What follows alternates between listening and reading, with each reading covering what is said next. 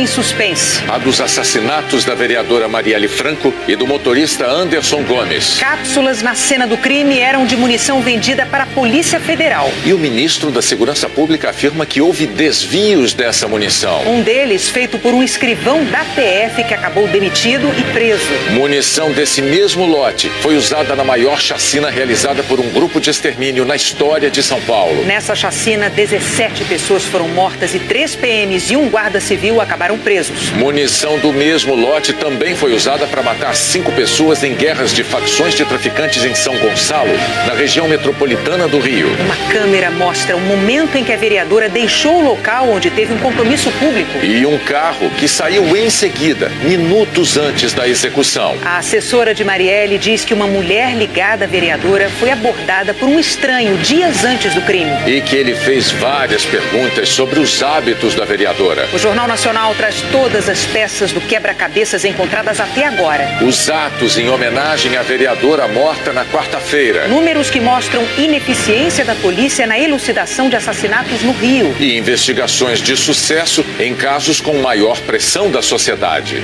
A partir de agora, no Jornal Nacional.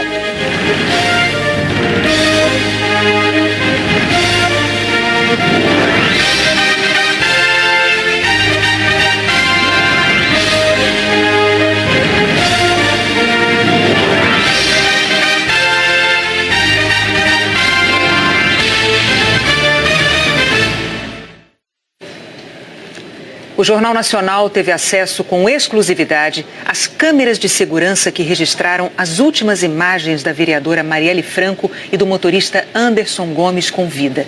A reportagem é de Paulo Renato Soares, Arthur Guimarães e Leslie Leitão. 9h02. As imagens mostram 5 carros estacionados do lado esquerdo da Rua dos Inválidos, no centro do Rio.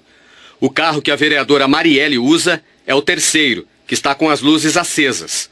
Atrás dele tem outro carro prata com as luzes apagadas. Pouco antes, Marielle estava num sobrado ao lado, participando de um encontro de mulheres negras. Dos espaços que a gente tem que ter para lidar com as tretas, porque isso não pode ficar só nas redes sociais. Às 9h03, a vereadora sai do prédio e se aproxima do carro pelo lado direito. Ela parece se despedir de uma mulher que passa. Do lado esquerdo está a assessora. Por último, chega o motorista Anderson, que logo entra no carro. Marielle abre a porta da frente, pega uma pasta. Depois, abre a porta de trás e deixa a pasta e a bolsa. A assessora entra no carro. Depois, Marielle fecha a porta da frente e vai se sentar no banco de trás do lado direito. São as últimas imagens da vereadora e do motorista ainda vivos. Às 9h04, Anderson dá uma pequena marcha ré e parte. Exatamente 10 segundos depois, o carro prata, estacionado logo atrás, começa a sair. Mas para. Espera um outro carro escuro passar e aí segue na mesma direção do carro onde está a Marielle. A polícia já está com esse vídeo. Peritos analisam todos os detalhes que possam revelar quem está por trás do crime. Principalmente informações sobre os 2 carros que aparecem nas imagens. Nossa equipe também teve acesso ao depoimento da assessora de Marielle, que estava do lado esquerdo do carro. A assessora afirmou que a vereadora tinha o costume de andar no banco do carona, mas resolveu, naquele dia, sentar no banco de trás, próximo a ela. Disse também que as duas estavam escolhendo fotos do evento que tinha acabado de acontecer e que foram em direção à Tijuca, seguindo pela rua Mendes Sá, a rua Frei Caneca, passando pelo Hospital da Polícia Militar. A assessora afirmou que estava distraída e não percebeu que estava sendo seguida. Quando o carro entrou na rua João Paulo I, local do crime, por volta das 9h10, Marielle esboçou uma dúvida, dizendo: ué, que logo depois a assessora ouviu o barulho de uma rajada, que o motorista Anderson somente disse: ai. A assessora declarou que acredita que os disparos vieram da parte de trás do veículo em sentido diagonal, que de forma muito rápida se abaixou no interior do veículo. Disse ainda que Marielle usava cinto de segurança e que tombou em cima dela. Que o veículo, no momento, estava em baixa velocidade e o carro continuou andando e que ela conseguiu puxar o freio de mão para parar o veículo. A assessora declarou que não conseguiu ver veículo ou moto próximo e que pediu ajuda de pessoas que estavam passando no local. Ela afirmou ainda que Marielle não comentou que estava sendo ameaçada e que estava muito tranquila. A assessora contou que uma pessoa que trabalhava com a vereadora disse que há cerca de 10 dias estava descendo ou subindo de ônibus quando foi abordada por um homem, perguntando se trabalhava com Marielle em tom ameaçador. Os policiais percorreram hoje todo o trajeto feito pelo motorista Anderson e a vereadora Marielle. Eles estão em busca de outras imagens que possam dar mais pistas sobre quem são os assassinos. Os policiais entraram em bares, lojas, casas, qualquer prédio que tivesse uma câmera apontada para a rua. A estimativa da polícia é que da hora em que a vereadora Marielle e o motorista Anderson saíram da Lapa até o momento em que foram assassinados, se passaram menos de 15 minutos. A assessora de Marielle escreveu numa rede social: "Estou viva, mas a alma oca. A carne ainda trêmula não suporta a dor. Minha amiga, na tentativa de calarem a sua voz, a ampliaram em milhares de bocas. Para sempre, Marielle vive." Cápsulas na cena do crime eram de munição vendida para a Polícia Federal. Hoje, o ministro da Segurança Pública, Raul Jungmann, afirmou que houve desvios dessa munição. Um deles feito por um escrivão da PF que acabou demitido e preso. Munição desse mesmo lote foi usada na maior chacina realizada por um grupo de extermínio da história de São Paulo. 17 pessoas foram mortas por um grupo composto por 3 PMs e um guarda civil.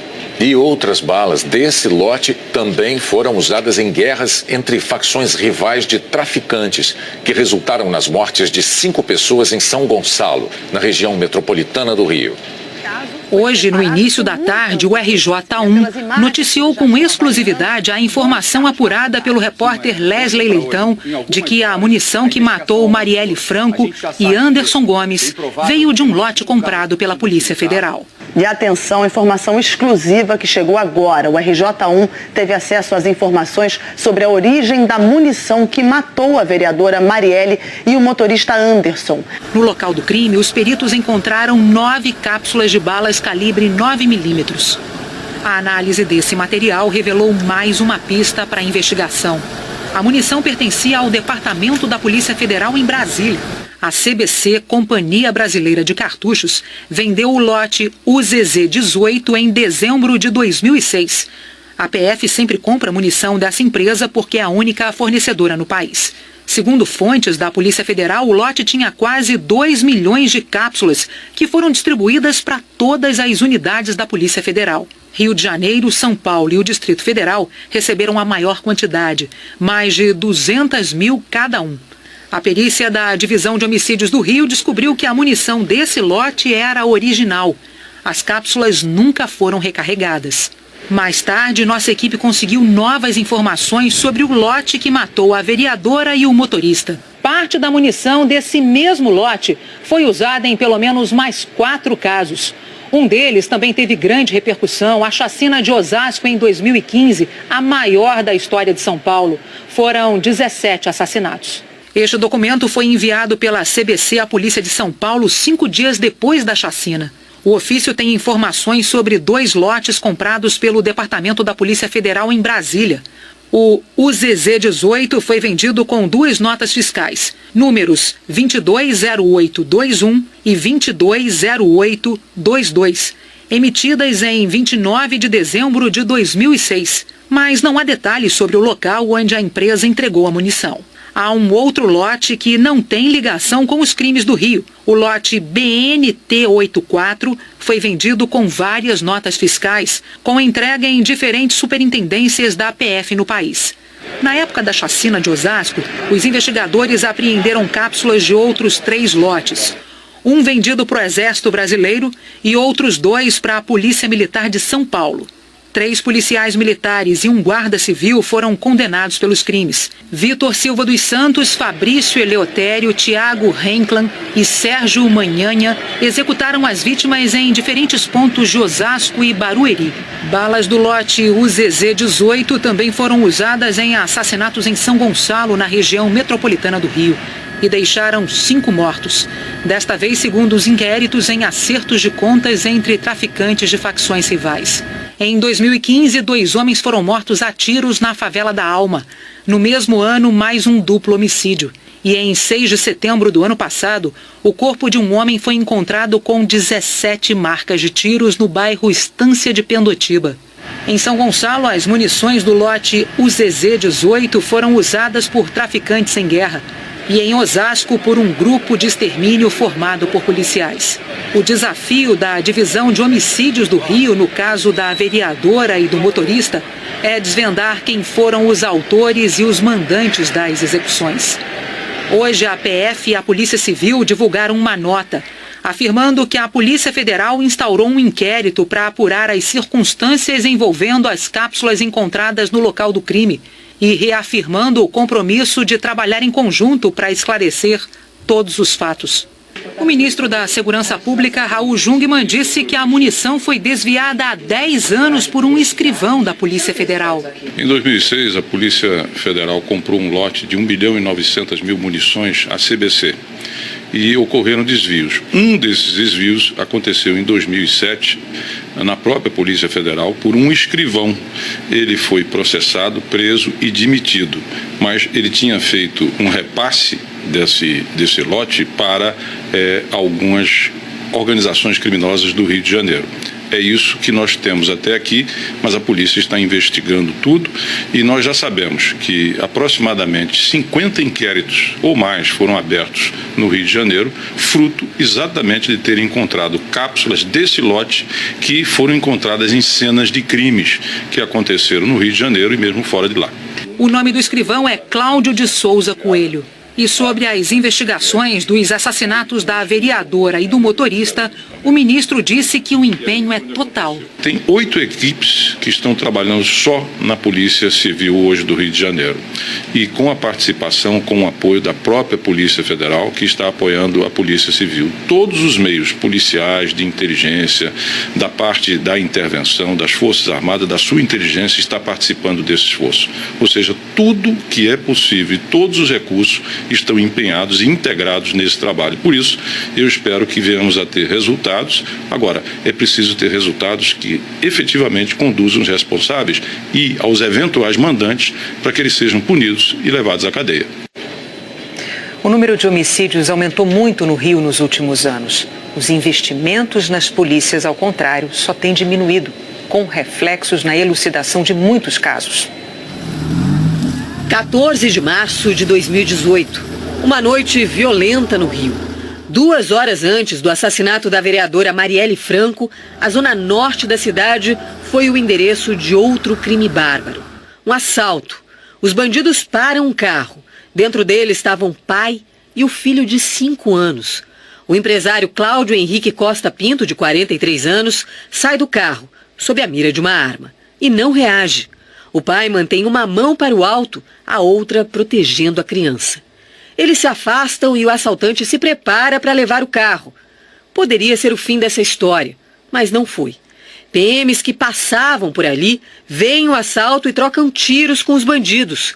O pai é atingido e cai na frente do filho. O menino, em desespero, busca a proteção dos policiais. O filho dele foi muito triste. Ele dizia, mataram meu pai. Os assaltantes fugiram. A polícia investiga se os tiros que mataram o empresário partiram da polícia ou dos bandidos. E muitas vezes, crimes como este ficam sem respostas. A vereadora Marielle Franco cobrava o esclarecimento dos assassinatos, principalmente nas favelas. Na semana passada, ela denunciou a morte de 2 jovens durante operações policiais em Acari, favela da zona norte do Rio. Crimes ainda sem explicação. A polícia também não tem respostas sobre a morte do jovem Matheus Melo, assassinado nesta segunda-feira na favela do Jacarezinho, depois de sair da igreja.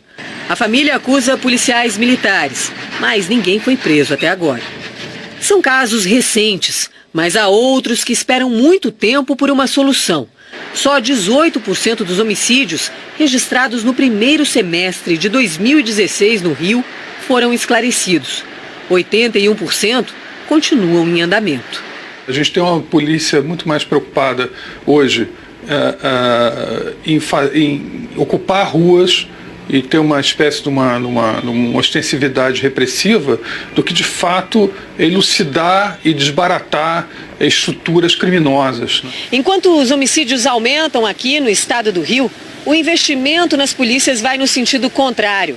No ano passado, foi praticamente zero. Não era tão baixo desde 2011. No ano passado, com informação e inteligência, o Estado gastou apenas R$ 2.470. E em 2016, mesmo com a previsão inicial de R$ 10.000, não investiu nada. A gente tem muita gente, mas com poucos insumos para trabalhar com eficacidade, né? Poucos instrumentos, pouca informação, né? A polícia tem que ser, na verdade, mais inteligente, mais capaz, mais bem treinada, melhor paga, sem dúvida nenhuma, mas principalmente melhor treinada. A gente tem um déficit enorme de treinamento e de investimento na qualidade e no potencial da força policial. Mesmo com viaturas velhas, falta de equipamentos, falta de material, de pessoal, os casos que ganharam grande repercussão foram resolvidos. Como, por exemplo, o assassinato do jornalista Tim Lopes em 2002 no Complexo do Alemão. A investigação foi concluída em 2 meses. 7 traficantes foram presos e condenados. A polícia também esclareceu em 2 meses o assassinato da juíza Patrícia Scioli em agosto de 2011, executada com 21 tiros na porta de casa em Niterói, na região metropolitana. Ela atuava em processos em que os réus eram PMs ligados à milícia e a grupos de extermínio. Um dos suspeitos foi preso no mesmo dia do crime e 11 policiais militares foram condenados. As investigações da morte do ajudante de pedreiro Amarildo de Souza na favela da Rocinha em 2013 também tiveram um desfecho. 12 dos 25 PMs denunciados foram condenados. Entre eles, o comandante da UPP da Rocinha, Major Edson dos Santos, que recebeu a maior pena, 13 anos e 7 meses de prisão. Casos anônimos também são esclarecidos, mas são minoria. Tantas famílias ainda esperam justiça, mas, por enquanto, só contam com a impunidade. As autoridades e os especialistas em segurança pública ouvidos pelo Jornal Nacional concordaram ao menos num ponto. É importantíssimo solucionar os assassinatos da vereadora Marielle e do motorista Anderson. As cenas de um crime sempre deixam pistas para a investigação, mas no Rio, na maioria das vezes, elas não levam a lugar nenhum. Normalmente, para elucidar um homicídio, a polícia precisa chegar o mais rápido possível no local do crime. E para isso acontecer, ela tem que ter uma estrutura capaz de atender o local do crime o mais rápido possível. Isso contribui para que a gente tenha uma das mais baixas taxas de elucidação de homicídios do mundo. A situação só vai se resolver com inteligência, né?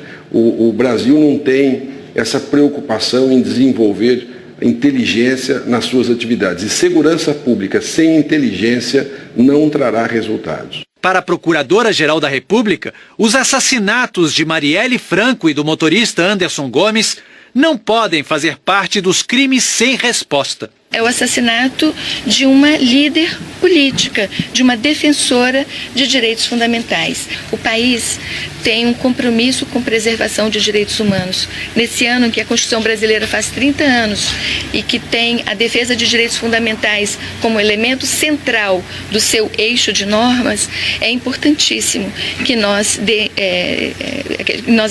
possamos dar uma resposta para esse crime, para desvendá-lo e para puni-lo. O presidente da Ordem dos Advogados do Rio afirma que solucionar esses crimes é uma questão fundamental para a democracia. O que nós cobramos dos nossos parlamentares é o debate de ideias, é a luta pelas suas ideias, exatamente o que ela fazia. Ou nós garantimos que o nosso país não se transformará num país onde não há qualquer segurança para aqueles que exercem seus mandatos, denunciam abusos das forças policiais, ou nós vamos regredir e a nossa democracia estará em risco. A indignação levou uma multidão para as ruas de várias cidades do país. Os brasileiros cobram uma resposta rápida. Quem matou Marielle?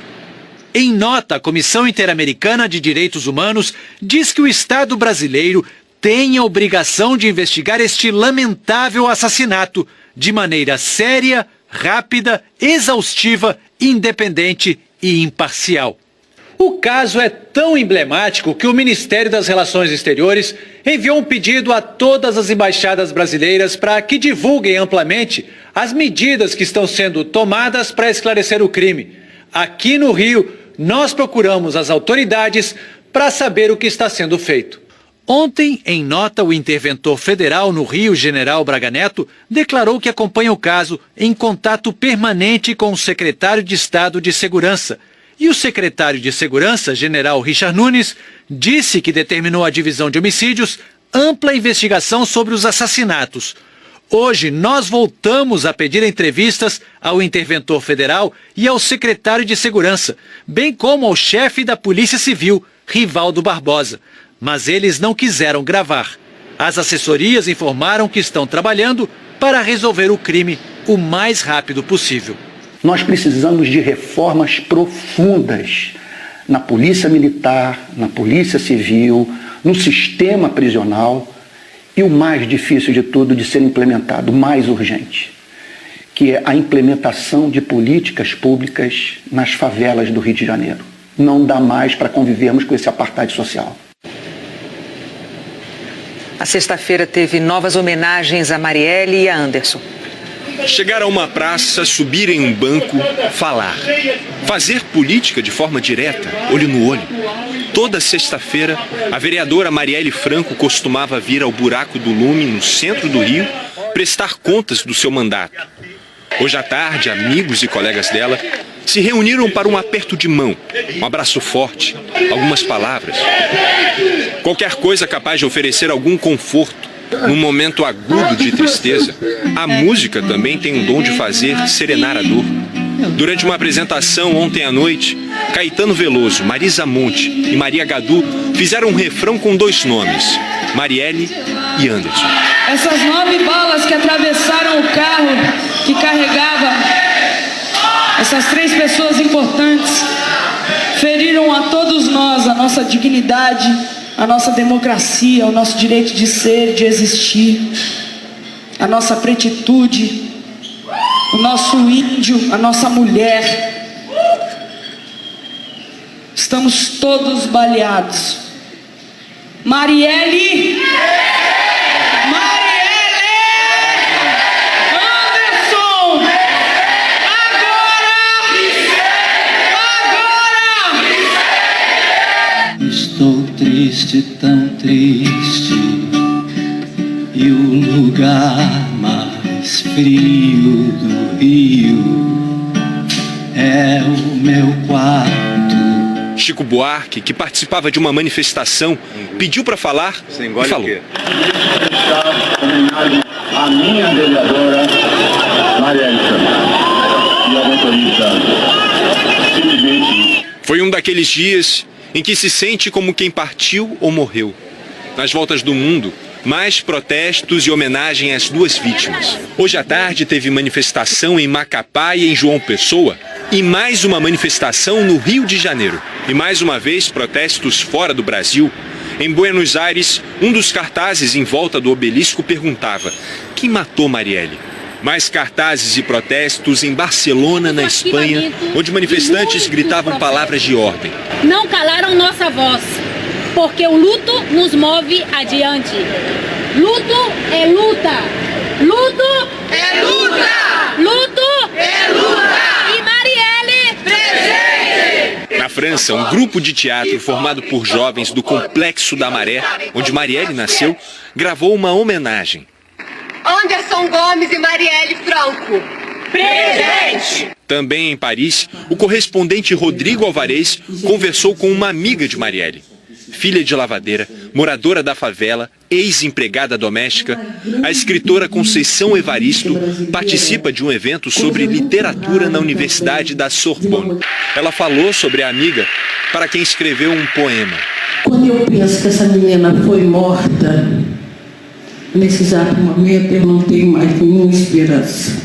No Rio de Janeiro, a Praça da Cinelândia, tão acostumada ao barulho enérgico das multidões, hoje recebeu a prece silenciosa do homem sozinho. A porta do Palácio Pedro Ernesto, sede das câmaras dos vereadores do Rio, virou uma espécie de altar, onde a democracia a meio mastro hoje veio pagar sua penitência. Eu espero que isso seja um começo de uma nova era contra a violência, contra o racismo, contra as mulheres. A menina pobre que entrou no palácio. Parece ficção, mas a verdade é que a menina pobre em questão entrou nesse palácio não para viver uma fantasia, mas para exercer o seu mandato.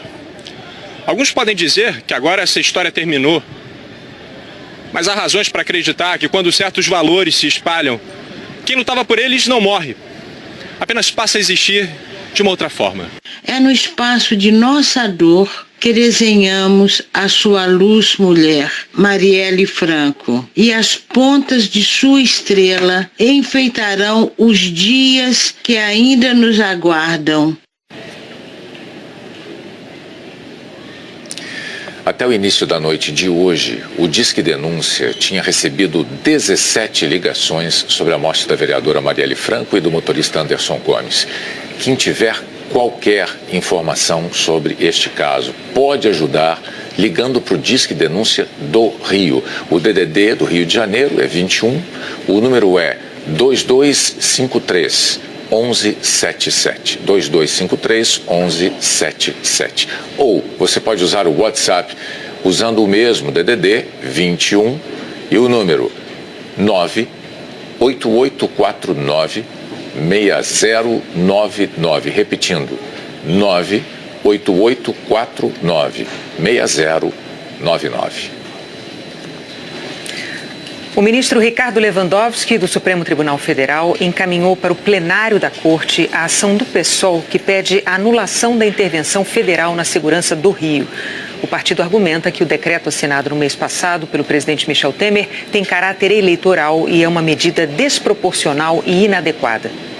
O Palácio do Planalto declarou que a intervenção busca resgatar o sistema de segurança do Rio e que não tem nenhum objetivo eleitoral. Ainda não há data para o julgamento da ação no plenário. A seguir, a Força Tarefa da Lava Jato apresenta um balanço dos 4 anos da operação. O governo do Piauí conclui as alças de acesso à ponte que estava incompleta.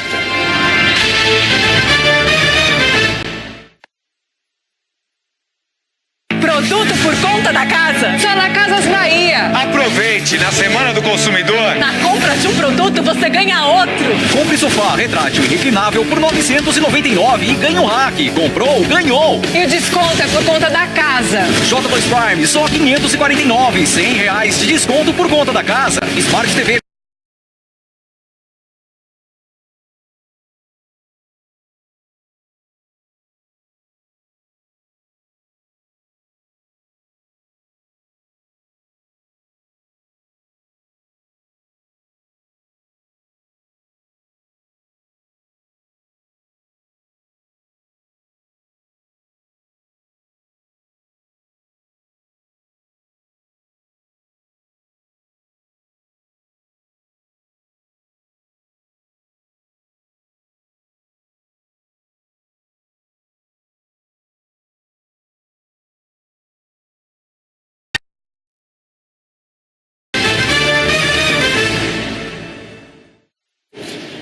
O juiz Sérgio Moro marcou um novo interrogatório de Marcelo Odebrecht, ex-presidente do grupo.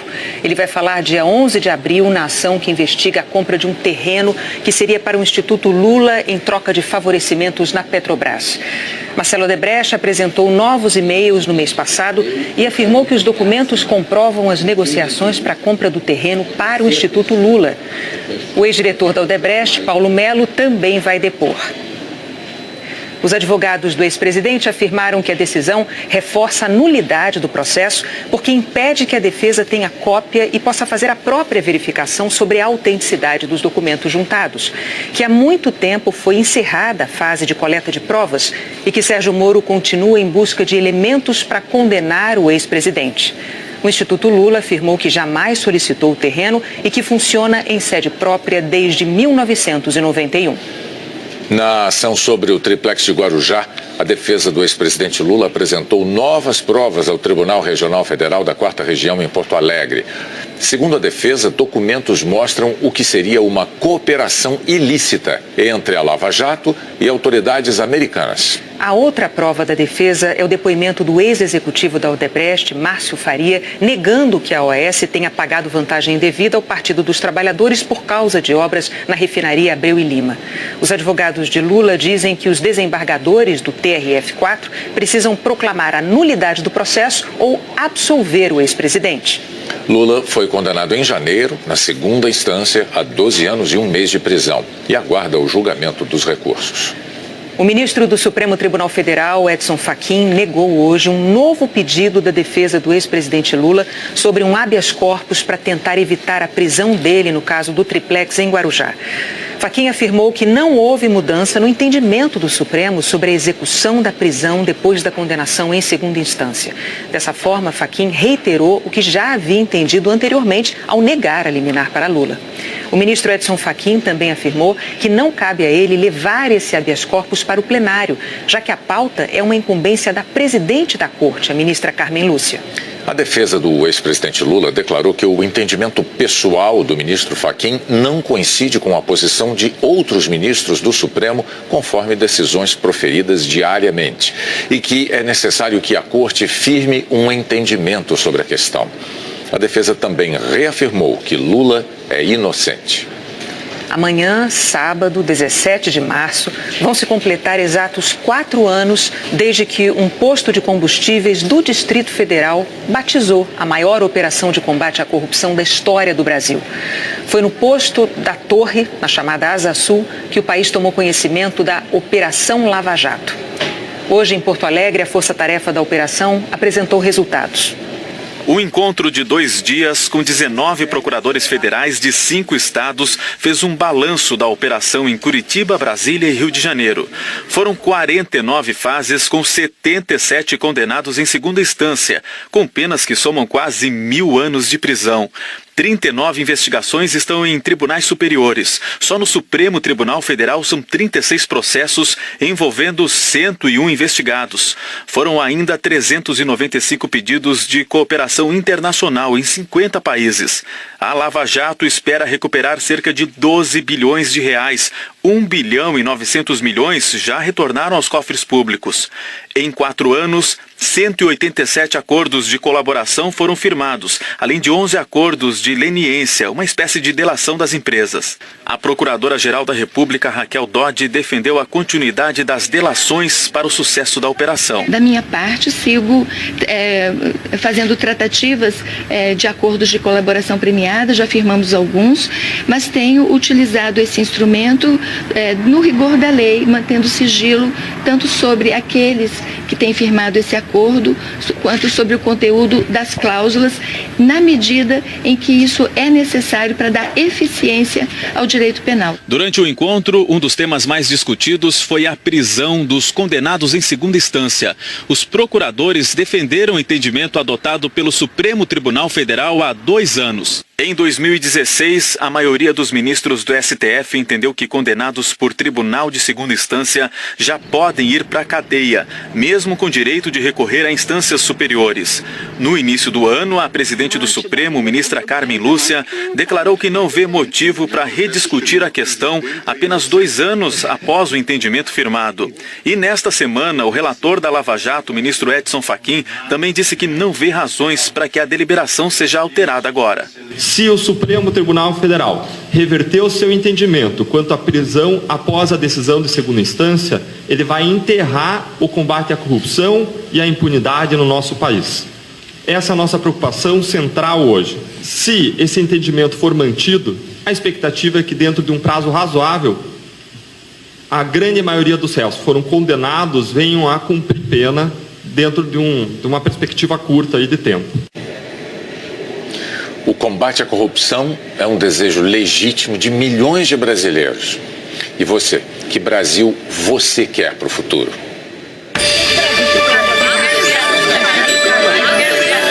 Sou Eduardo Fernandes.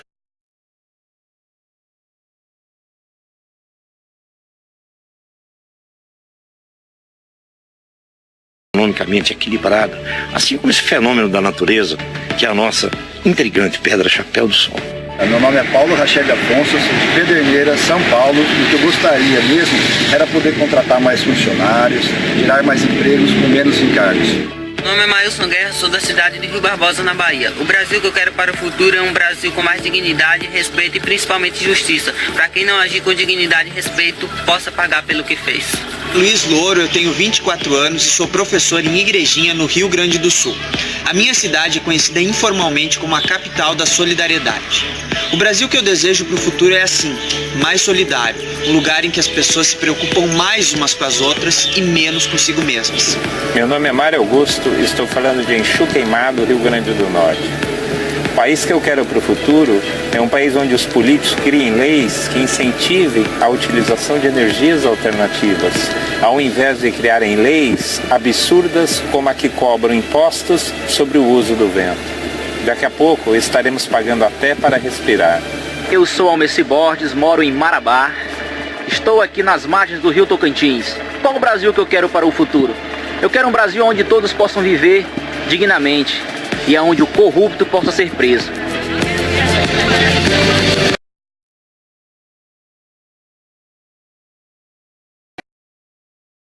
Alcemir falaram em dignidade ou viver dignamente. A gente ouve isso num dia como hoje, em que falamos de corrupção, Lava Jato, e falamos também do que aconteceu no Rio de Janeiro, anteontem, né?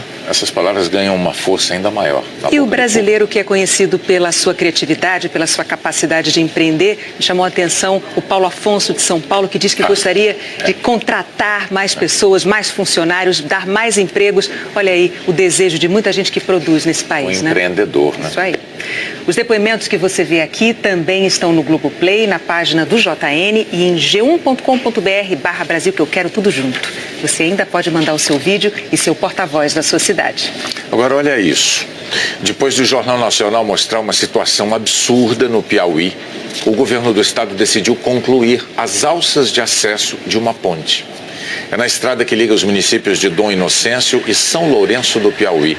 Sábado agora, o JN mostrou que a obra estava parada desde o fim do ano passado. As pessoas precisando fazer uma baldeação, atravessando a ponte a pé. Para concluir a estrada, o governo do Piauí afirmou que falta pouco mais de 20% e que ela vai ser asfaltada a partir de abril, depois do período chuvoso. O jornalismo serve para isso também, né? Acordar as autoridades. Para isso que a gente está aqui. A seguir tem a previsão do tempo. E um temporal em Belo Horizonte.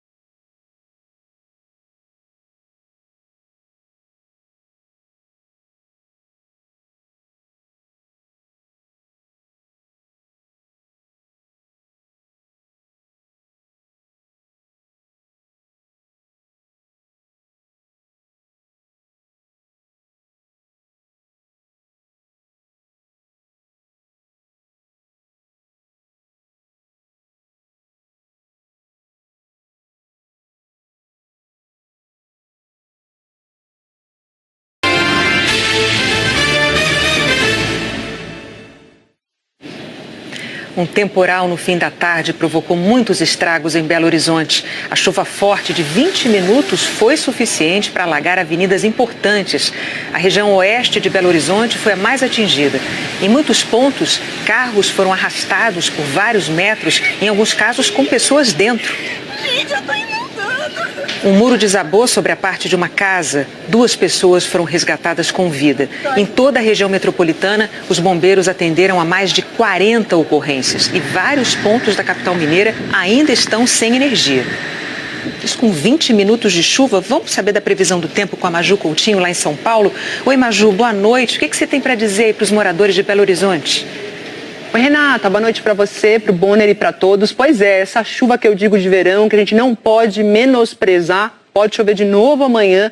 Só nestes primeiros 16 dias de março já choveu mais do que o dobro da média do mês na capital mineira. Amanhã deve ser mais um dia, como eu falei, com pancada típica de verão que chega à tarde e, mais uma vez, eu repito, não as menosprezem. Aliás, esse padrão verão vai imperar na maior parte do país. Sol pela manhã, chuva à tarde, às vezes forte e isolada. E é justamente essa chuva que cai num ponto, mas não cai em outro, que tem provocado um contraste no Amazonas. Veja aqui, ó, a Defesa Civil do Estado decretou alerta para estiagem nos municípios de São Gabriel da Cachoeira, Santa Isabel do Rio Negro e Barcelos, que são banhados aí pelo Rio Negro, que está com nível bem baixo em alguns trechos. Já em 5 municípios da calha do Rio Madeira, o alerta é o contrário, é para enchentes. E em Apuí, que também faz parte da Bacia do Madeira, a situação é pior ainda, emergência por causa da cheia. Esse outro mapa aqui confirma esse contraste. Olha só, chuva acima da média em fevereiro, justamente no sul do Amazonas, onde fica Rio Madeira e Purus, e muito abaixo da média no norte do Amazonas, na região lá do Alto Rio Negro.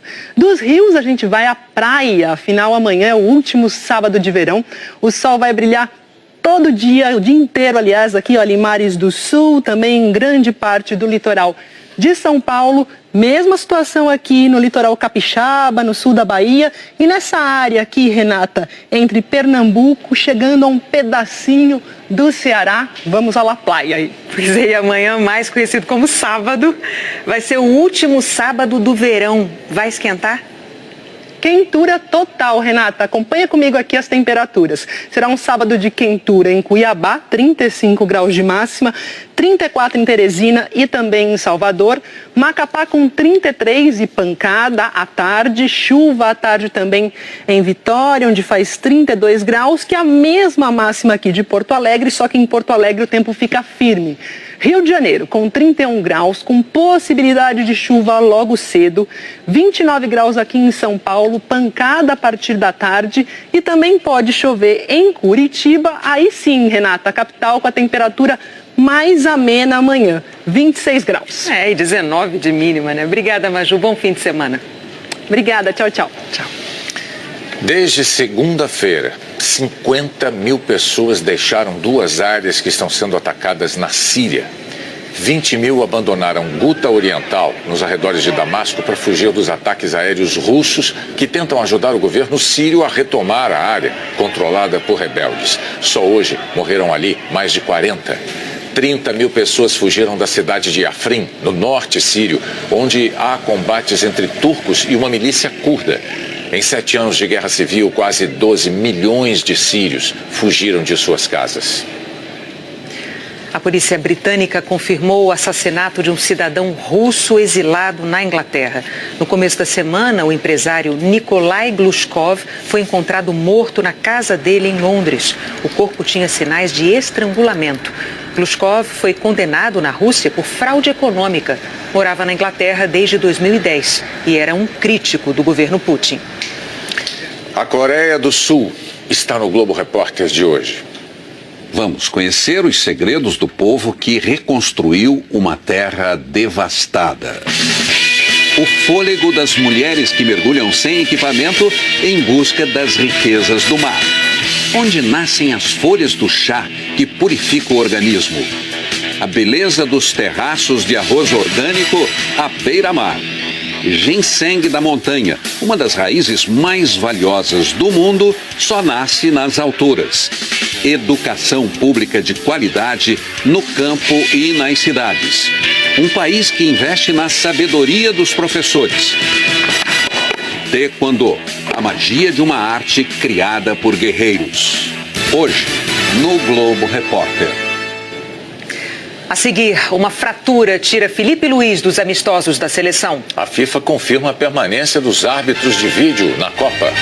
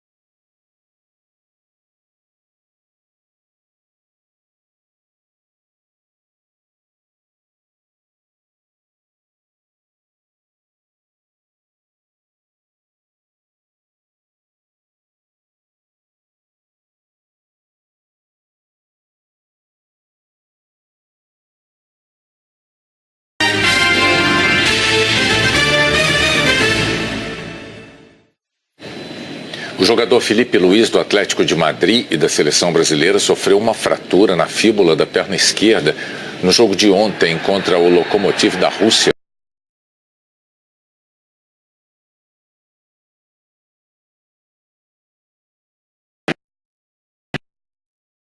Para os amistosos da seleção contra a Rússia e a Alemanha, o técnico Tite chamou Alex Sandro, da Juventus da Itália. E a FIFA confirmou hoje que a Copa da Rússia, daqui a 3 meses, vai ser a primeira da história com o auxílio do árbitro de vídeo. A novidade vinha sendo testada desde 2016. Os árbitros de vídeo só vão corrigir erros claros dos árbitros de campo em situações de gol, marcações de pênaltis, cartões vermelhos e quando houver confusão na identificação de jogadores punidos. E a UEFA sorteou os jogos das quartas de final da Liga dos Campeões da Europa. São eles Barcelona e Roma, Sevilha e Bayern de Munique, Juventus e Real Madrid e o confronto em